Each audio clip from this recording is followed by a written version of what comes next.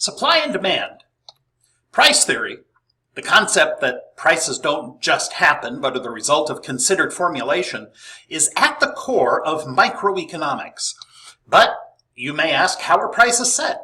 How do price, cost, and value all interact in this glorious economic universe of ours? Demand is the willingness and ability to buy goods and services at a set price at a specific time. Again, key distinctions: willingness and ability, set price, specific time. Willingness and ability are vital. I am very willing to buy my new Harley Davidson, but on my teacher's salary, I'll be lucky if I can afford a Vespa.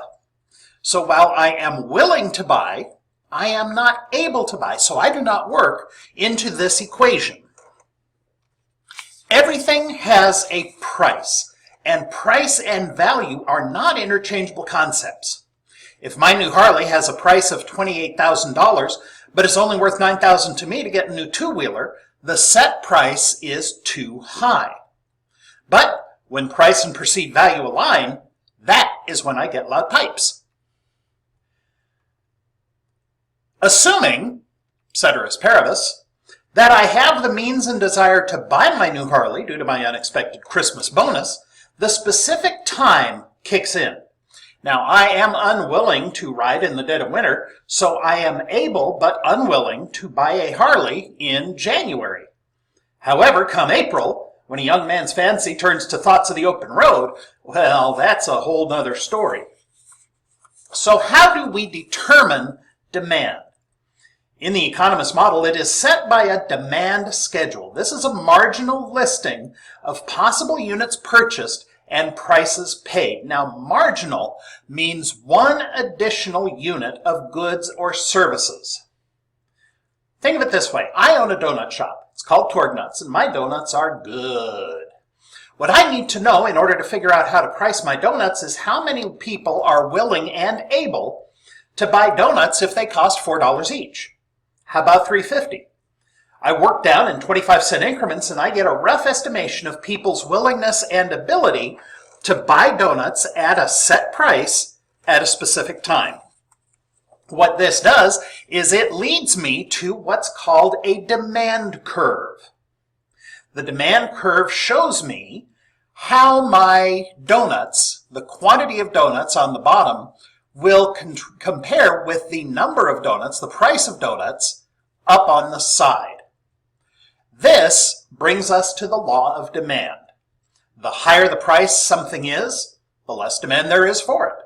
The lower the price there is, the greater the demand for it. Now, this is what's known as an inverse relationship. And an inverse relationship is not to be confused with a perverse relationship. Now, the demand curve should technically be a curve, but straight lines are easier to draw. So the question is, why is the demand curve a straight line? The answer, of course, is this is economics. Don't look for logic. There are a number of things that affect demand. First is the number of consumers. The more people out there demanding a scarce resources, the higher the demand for that item. Income. Can people afford to buy? Will their income change over time? Yours will, and mine already has. Personal tastes. What do people want? Remember when everybody wanted a Tickle Me Elmo? How many people are lining up outside of Toys R Us for it? Well, Toys R Us doesn't exist, but how many people are lining up to get a Tickle Me Elmo now? There are other things that affect demand, and it's the price of related goods. Now, this is the sticky part. I make donuts. My donuts are good. They're a little pricey, but they're worth it. Now, somebody decides to go into the cupcake business. You don't need my donuts. You can buy a cupcake. So you can substitute my donuts for a cupcake. If the perception is that a cupcake is a better deal than the donut, the demand for the donut will drop. So what I've got to do? Donut cupcakes. There are also complementary items. Now, right next door to my donut shop, there's going to be a new Dutch Bros. Since everybody loves to dunk donuts and coffee, demand will rise because of a rise in the demand for a complementary product. So now, you can shift the demand curve. Demand can change. In this instance, demand is changing for the better. More people are willing to buy donuts at a higher price.